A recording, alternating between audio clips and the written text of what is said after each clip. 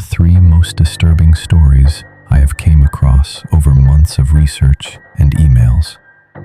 Before reading, I advise that these stories are allegedly true and can cause nightmares.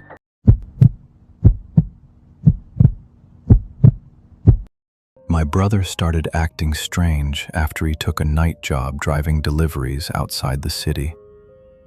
He stopped sleeping normally and flinched at sudden sounds, like someone expecting to be caught.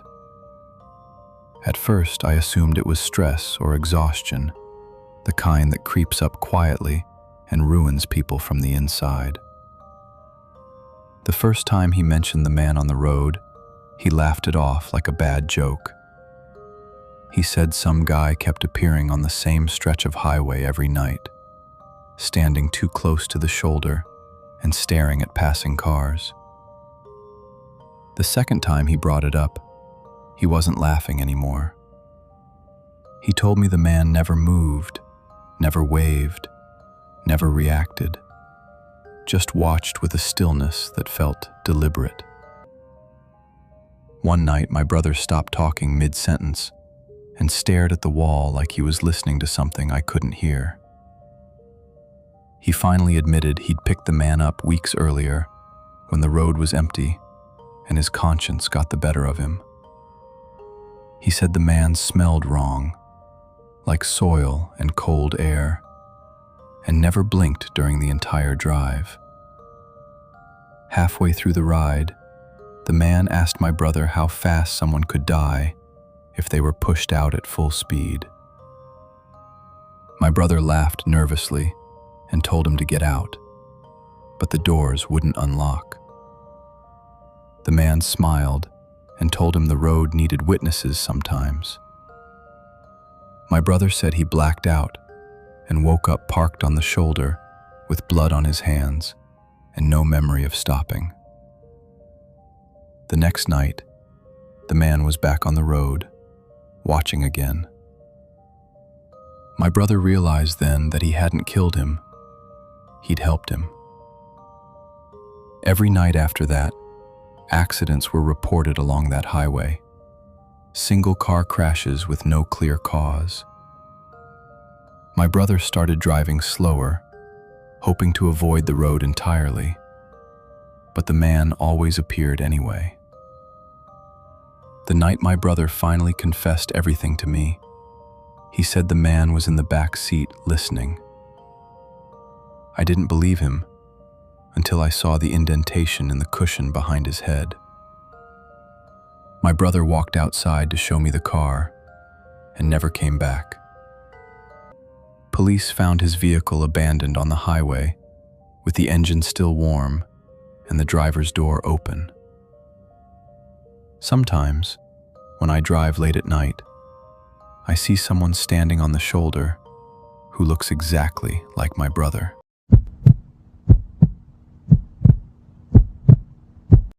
Asha Degree was a 9-year-old girl living in Shelby, North Carolina, described by her family as shy, well-behaved, and deeply attached to her parents and older brother.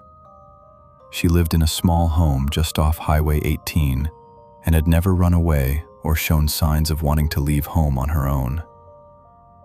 On the night of February 13th, 2000, Asha went to bed after a normal Sunday evening with her family. That night, a severe storm moved through the area, bringing heavy rain, strong winds, and cold temperatures. At some point between 2:30 and 3 a.m. on February 14th, Asha quietly got out of bed. She put on her clothes, packed a small backpack, and left her house without waking anyone. Her parents did not realize she was gone until later that morning, when they went to wake her for school. Her bed appeared slept in, but Asha was nowhere in the house. Panic set in almost immediately, and law enforcement was contacted. Multiple motorists later came forward, stating they had seen a young girl walking alone along Highway 18 during the early morning hours. The sightings occurred around 4 a.m., while it was still dark and raining. One driver said he turned his car around to check on her, but she ran off the road and into the woods. This detail alarmed investigators, as it suggested Asha was intentionally avoiding strangers, despite being alone. Search teams were dispatched and combed the area extensively. They found candy wrappers, a pencil, and a hair bow believed to belong to Asha near the highway. Despite these findings, Asha herself was not located. There were no signs of blood, no torn clothing, and no clear indication of what direction she went after leaving the road. Nearly a year later, in August 2001, construction workers made a disturbing discovery. A backpack was found buried near a construction site, approximately 26 miles north of Asha's home. The backpack was confirmed to belong to Asha and contained personal items, some of which did not belong to her. The fact that the backpack was buried suggested deliberate human involvement. However, no fingerprints, DNA, or conclusive evidence led to a suspect.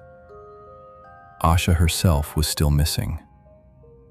Over the years, investigators have confirmed there is no evidence Asha left home because of abuse or family conflict. Her parents were ruled out early and have continued cooperating with authorities. Law enforcement has stated they believe Asha met with foul play after leaving her home. Numerous tips have been investigated, including reports of a green car seen near the area. None have resulted in an arrest or recovery. No confirmed sightings of Asha have occurred since the morning she disappeared. As of today, Asha Degree has never been found. No remains have been recovered, and no suspect has been charged. Her disappearance remains one of the most disturbing and unexplained missing person cases in U.S. history.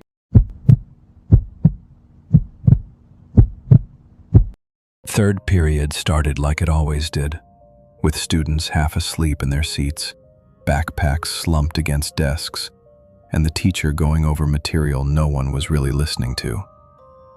Outside the windows, students were still walking between buildings, laughing and shoving each other, and everything felt routine in the boring, predictable way school always does.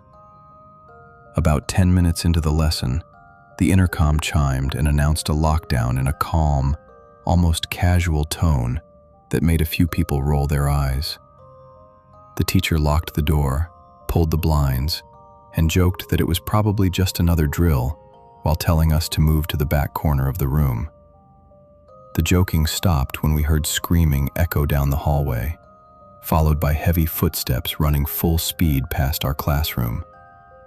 Something slammed into a locker outside hard enough to dent metal, and a second later, a body crashed against our door. The handle rattled violently as someone tried to force it open.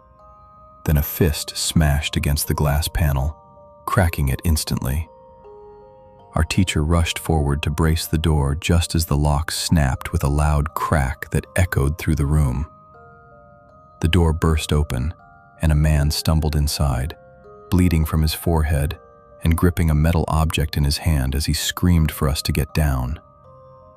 He flipped desks over aggressively, shouting that the police were coming and that no one was allowed to leave the room.